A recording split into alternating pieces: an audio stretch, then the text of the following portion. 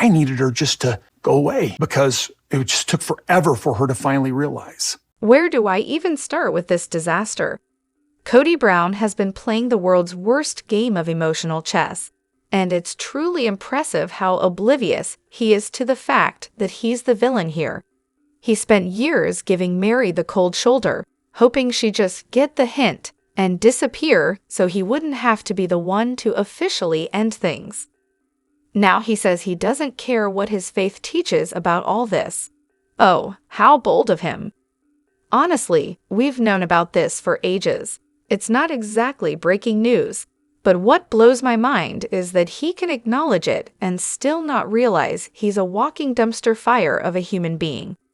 Kody wanted to give the world a peek into how polygamists really live, and guess what? We're all enlightened now. Spoiler alert, this is how many polygamist men treat their wives when they've outlived their usefulness. Once their childbearing years are up, it's like they're tossed to the side. Classic Kody move, right? Getting a younger wife once the last one is no longer seen as prime material. And let's not forget the abandonment of his older family for the shiny new one. It's a tale as old as polygamy. A woman I follow who left polygamy said her dad would show up once a month with a bag of food and call it a day. Kody's right, his religion might as well trademark the term sacred loneliness. The women? They're stuck carrying the entire emotional load. The men? They get the option of being a decent spouse or not. Kody's dad was just as bad, divorcing his wife every time he upgraded to a new one. It's like a family tradition of emotional neglect. And yet, Kody has the audacity to claim that Robyn is the one who brought loyalty to the family. Really? Mary stuck around for years, hoping for anything, friendship, respect, any kind of human decency from you. She followed your ridiculous coronavirus rules, supported you during the Christine drama, and even tried therapy, actual therapy.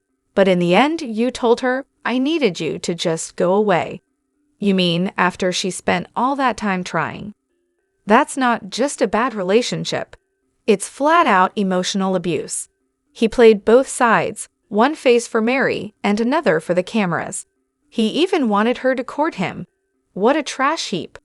He claims he had no choice but to leave them, but trust me, he sure had plenty of choices when it came to treating them like dirt until they finally snapped and walked away.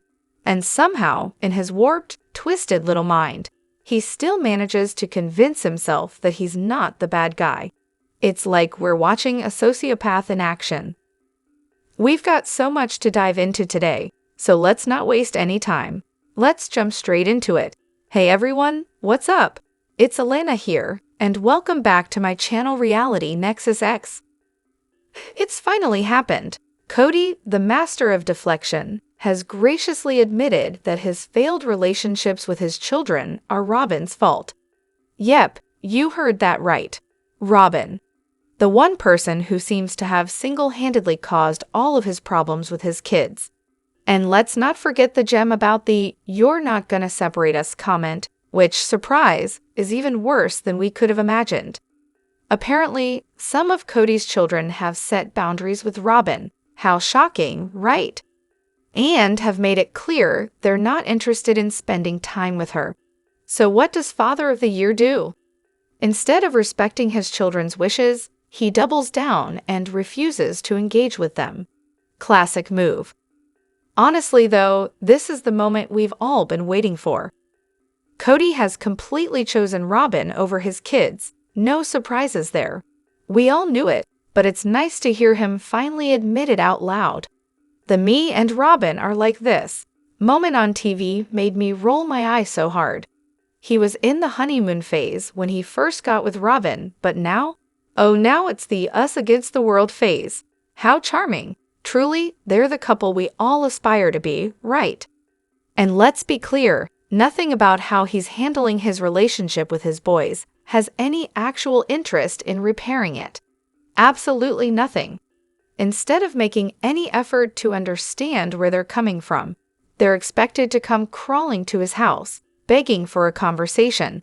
But let's be real, it's not about a conversation. It's about them apologizing. You just know he expects them to fall at his feet, asking for his forgiveness. But here's the kicker.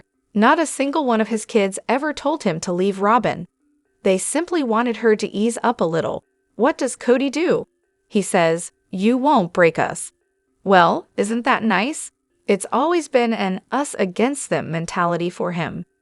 And when the kids finally stop reacting to Robyn's manipulative games, what does Kody think will happen?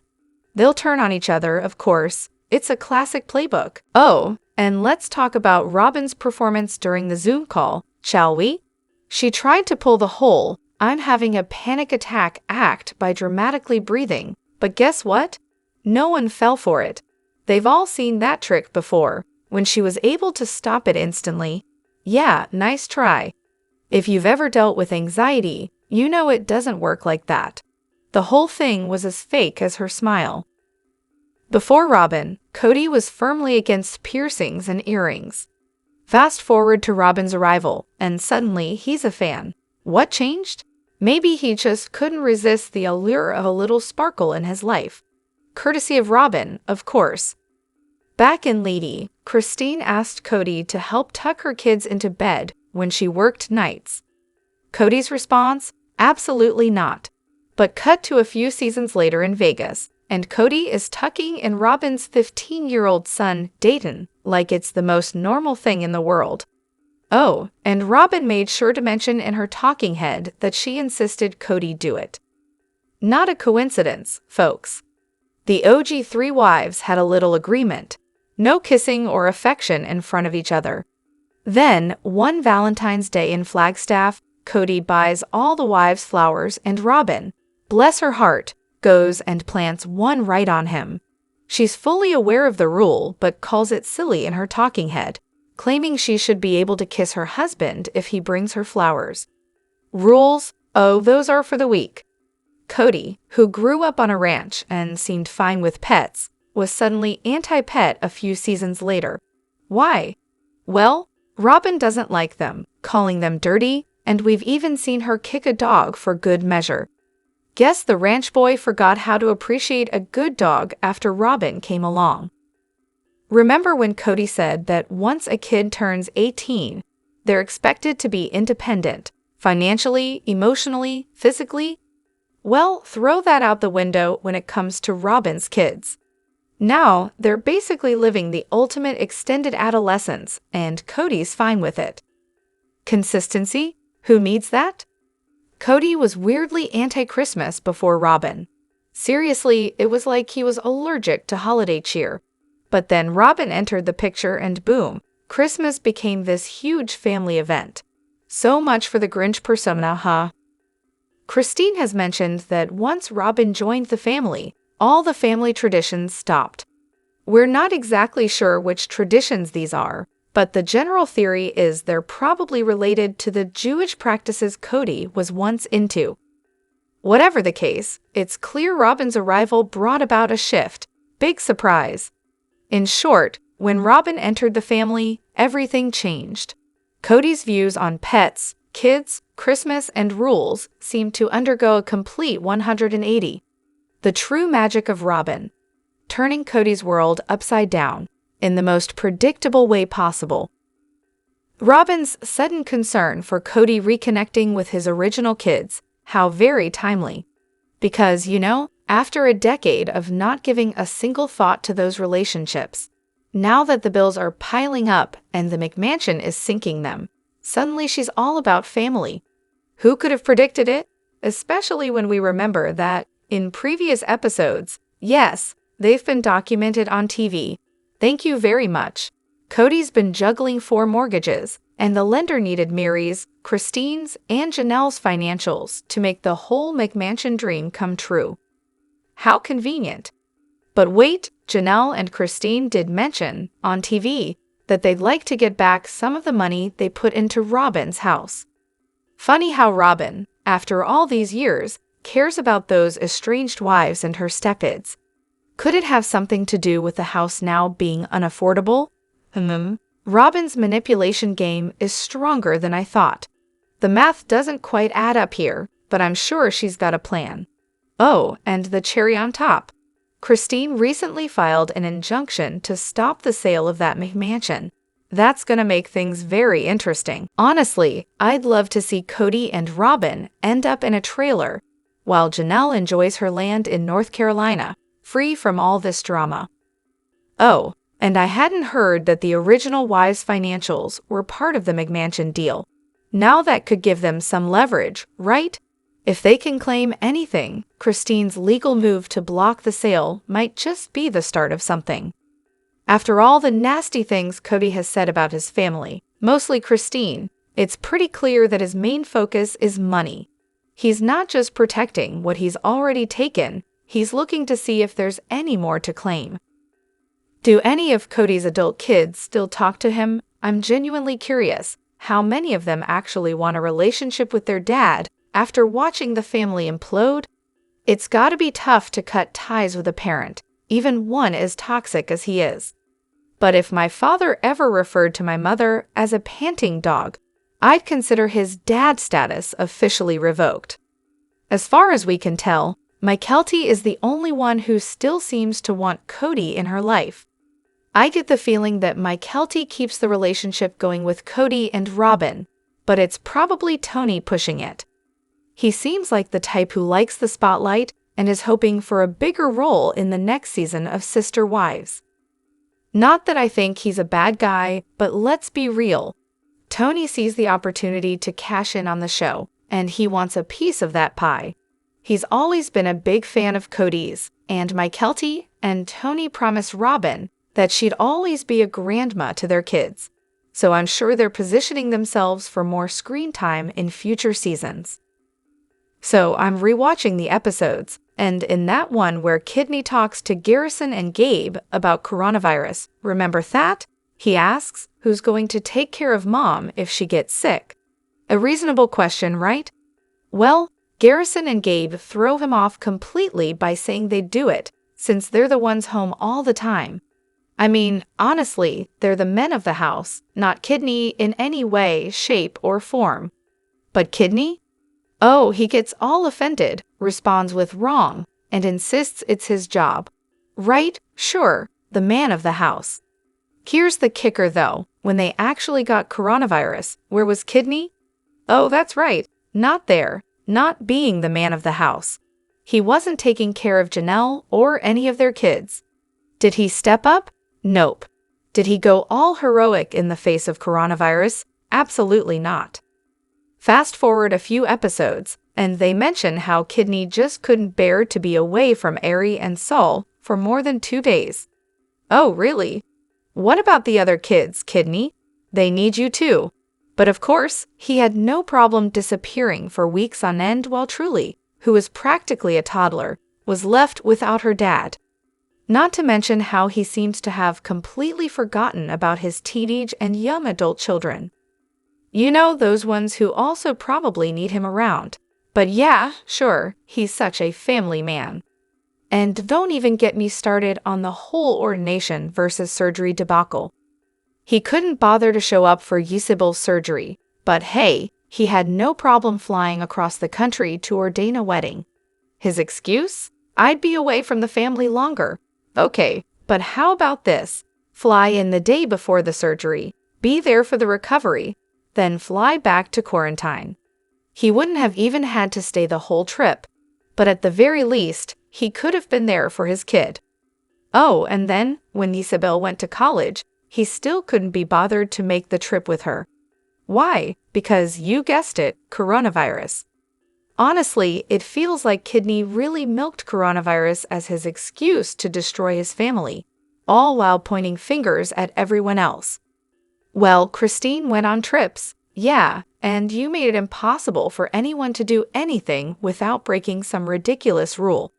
That's on you, buddy.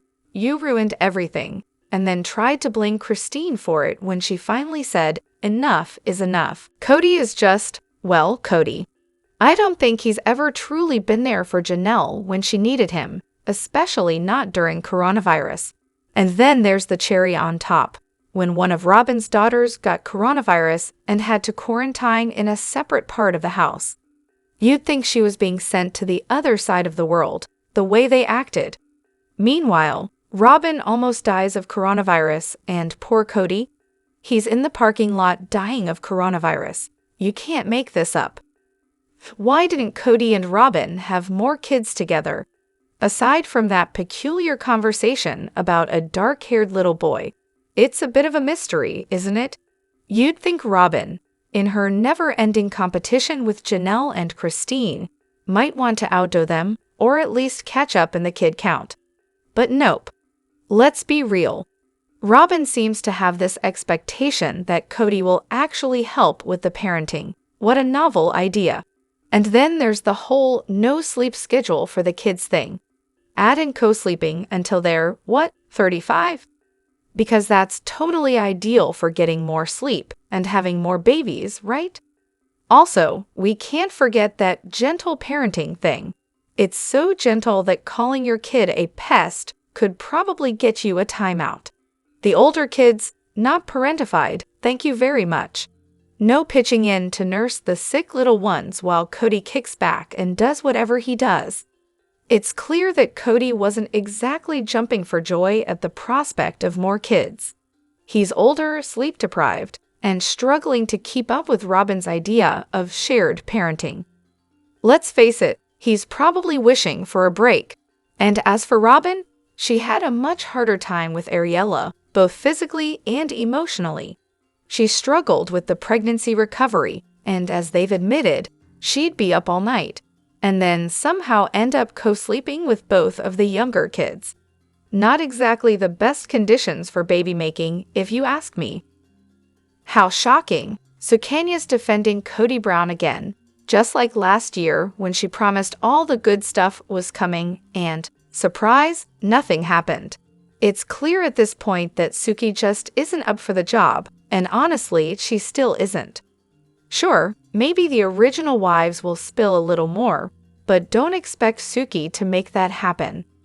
She seems way too intimidated by Kody, and especially Robyn, since, Robyn is Kody's one true love, so heartwarming. Thanks for absolutely nothing, Suki.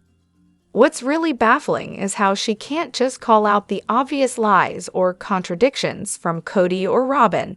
It's not like she's trying to be rude. She can still be fair and kind while pointing out the blatant disconnects. But nope, instead, she lets them off scot-free. And let's not pretend it's all on her. The host is definitely letting viewers down by not asking the tough questions and just letting them get away with it. But let's be real for a second. She's just a puppet for the producers. She doesn't have the authority to ask what really matters. The producers are probably worried that if they push Kody with the hard-hitting questions, he'll storm off the set, and the same goes for Robyn. So yeah, we're left with another round of nothing. Let me know what you think in the comments. Don't forget to hit that like button and subscribe to my channel. I'll see you in the next video. Take care and much love to you all.